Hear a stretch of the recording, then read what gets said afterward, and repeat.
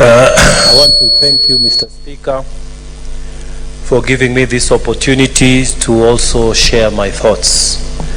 Mr. Speaker, President Woodrow Wilson, the 28th President of the United States, was quoted as saying, when Congress is in plenary, Congress is in exhibition. When Congress is in committee, Congress is at work. Mr. Speaker, let us put aside politics. Let us look at what is before us. What is before us is for us to determine, Mr. Speaker, whether we shall uphold the will of the people of Meru as opposed to the will of 68 members of County Assembly of Meru. Mr. Speaker, I want to ask my colleagues, none of us here is an expert on everything. No senator, Mr. Speaker, is an expert on everything. That is why, Mr. Speaker, we recede to committees so that we can have the benefit of expertise of people who know this stuff. Mr. Speaker, there are audit queries amongst the charges that you have read. Some are lawyers here, some are social scientists, some are engineers, some are traders. You cannot claim to be able to be so knowledgeable that here you are a lawyer, here you are an audit person, and you prosecute the matter in the manner and the depth at which it is required, Mr. Speaker. So I want to urge my fellow colleagues that if we have trust in the capacities of our fellow senators, let us give them that opportunity. And I wanted to ask my sister, Gloria, Senator Gloria, Honorable Senator Gloria, Distinguished Honorable Senator Gloria, Her Highness, did you say? Mr. Speaker, I wanted to request her to think about this, The issue of whether the governors who are being selected to sit in that committee, former governors, balances. You can have one way of looking at it, you can have the other way of looking at it. The other way, Mr. Speaker, is that these governors have lived through these experiences, live experience, Mr. Speaker. And Mr. Speaker, they will be of great use. They will be able to help the committee. What is your point of order, Senator Gloria? I thought you've been Mr. Speaker, I was at the floor of the House executing my points, and I was reprimanded for mentioning that 2 former governors will be sitting in that committee. Mr. Speaker, the same has been done by a male senator, and it is okay with the House. These are the things that I'm talking about. You should retract your statement referencing any former governor sitting in any committee with regards to the impeachment. That is what we are talking about, gender sensitivity. Senator Gloria, I think Senator Mungatana was trying to look at the wealth of experience each of these proposed names bring to the committee. Senator Mungatana, proceed. Mr. Speaker, I don't wish to be distracted in my train of thinking, but I want to urge my fellow friends and colleagues in this House, please, let us not be emotional about this thing. Let us put the correct people. And Mr. Speaker, when I'm looking at this list and commenting on the competences of the membership that has been proposed, I'm not out of order. When I say there are legal issues, and maybe we have lawyers there. When I say there are governance issues, and there are people who have been governors before, Mr. Speaker, I'm not out of order to say that the list that has been proposed, Mr. Speaker, is a competent list. And Mr. Speaker, I wanted also to point out this issue, that whenever we are forming committees, we try to bring regional balance. I have looked at this list, the proposed list, Mr. Speaker. I see that the category of regional balance has been met. The category of new and old members of this Senate has been met. Mr. Speaker, the category of those people who have been in that situation that the subject matter of this motion and those who have not been is met.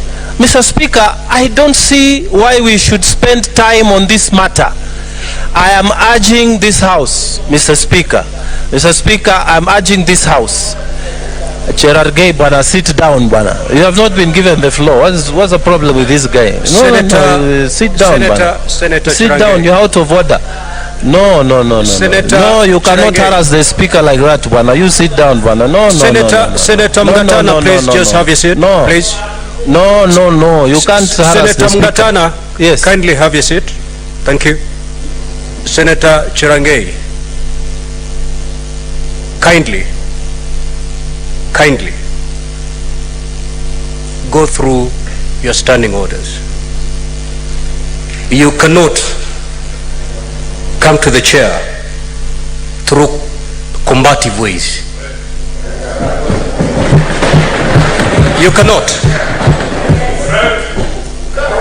You can only raise a point of order if the chair allows. And kindly, Senator Cherargei, kindly proceed, Senator Mungatana. Yes, Mr. Speaker, I was saying that the category of balancing the membership in terms of regional balance, Mr. Speaker, has been reached. Mr. Speaker, I want to urge this House.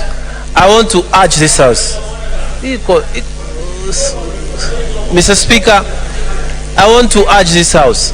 Senator Mungatana, have a seat. Senator Cherargei, I want to refer you to Standing Order 121. 2.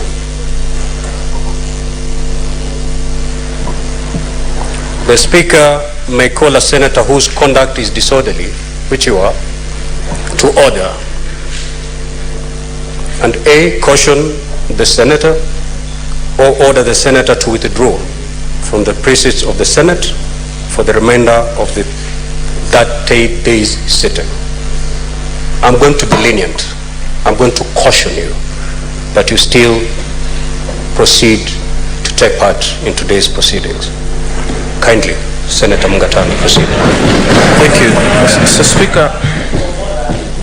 Mr. Speaker, Senator Onyonka. Mr. Speaker, I would like to first thank you, Mr. Speaker, for looking this way. Mr. Speaker, if you listen to the argument that Honorable Mungatana is making, he's actually giving a legitimization and an expression as to why he thinks we need to go and hold this exercise in committee. Already the presentation that has been made by none other than the majority leader, he said both options are on the table. I don't understand why he is arguing that according to him the best way to conduct this exercise is through committee, and yet as members of the Senate we must be allowed to vent and discuss this matter because we have issues which are outstanding. And I don't want to, Mr. Speaker, I don't want to be a rubber stamp on this exercise. Allow us to vent. Allow us to explain why we disagree with the majority leader. He may have his way, but allow us to have our way, our say. Senator Onyonka, yes, that is exactly what is happening now. Senator Mungatana has taken a position. He wants to persuade you to go the committee way. Let us allow Senator Mungatana to make his contribution. Thank you, sir. I'm afraid, but I hope you will also allow us to make our case. Senator Mungatana. Mr. Speaker, as I take my seat, we have been told in submissions by previous speakers that what we are carrying out, Mr. Speaker, is a quasi-judicial function of this Senate. Mr. Speaker, every person who has appeared in a court of law knows... Honorable Senators, may Senator Mungatana be heard in silence, please. Mr. Speaker, can I be protected from Senator Cherargei? He is deliberately doing this so that I don't get to persuade other Senator Mungatana, proceed. people. Much obliged. If you have an intervention, you press, you don't shout. Much obliged. Mr. Speaker, I'm making my last point before I sit. The process we are engaged in, Mr. Speaker, is not ordinary Senate seeking. Mr. Speaker, it is a quasi-judicial function. Mr. Speaker, any person who has been in court, you know, Mr. Speaker, because you also share a legal background, you know, Mr. Speaker, that people must be given an opportunity to be heard. They must be given an opportunity to present their case. They must be given an opportunity to say why they think those charges are right, and the other side to say why they think those charges are wrong. Mr. Speaker, I wonder if it is possible to do that where all of us are seated. Mr. Speaker, that is why traditionally in every court you give an opportunity when there's only one person listening. Senator Cherargei. Senator Cherargei. Throw him out, Mr. Speaker. Throw him out. Throw him out. Throw him out. Senator Cherargei. I'm afraid. Go away, man. I'm afraid. He's behaving like a child. This should serve as a final caution to you. In the next few minutes, if you don't conduct yourself in an orderly manner, I'm afraid you may have to watch these proceedings from outside. Proceed and conclude your contribution, Senator Yes, Mungatana. Mr. Speaker, I was just saying that a quasi-judicial process means that we are almost behaving like judges where we are. And then when a judge is sitting, Mr. Speaker, it is a different situation. It is better when there are fewer of us than when we are many of us. Because when we are many of us, Mr. Speaker, the whole mood becomes different. That's when you have the Cherargeis and such people intervening, Mr. Speaker. Mr. Speaker, I'm saying this, that if it is possible, Mr. Speaker, Order members, Senator Mungatana, Yes, kindly retract. I retract, Mr. Speaker. But I want to say, Mr. Speaker, normally when people are so many in a group, it is not possible to get all the information that is necessary. So, Mr. Speaker, what I'm asking is this. Let us calm down. Let us have the opportunity to receive all this information through our colleagues. Mr. Speaker, we have trusted our colleagues to bring us information on bills regarding even the Constitution. Why not this one? Serious bills, Mr. Speaker, on money, on everything that pertains to our duties here. Mr. Speaker, I want to urge colleagues, let us trust our colleagues who are in this committee to do the right thing. They will bring the report, we will debate it, we can agree or disagree, but let us give them the opportunity to receive the evidence, to sit with experts, and to give us a proper report. Mr. Speaker, I support. Thank you. Senator Ojenda, Prof.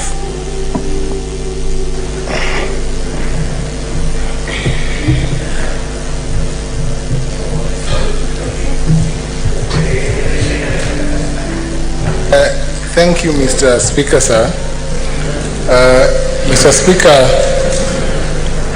under Standing Order 81B1, this House may sit by way of a committee, a special committee, to determine a petition of the nature brought before this House for the removal of the governor of Meru County.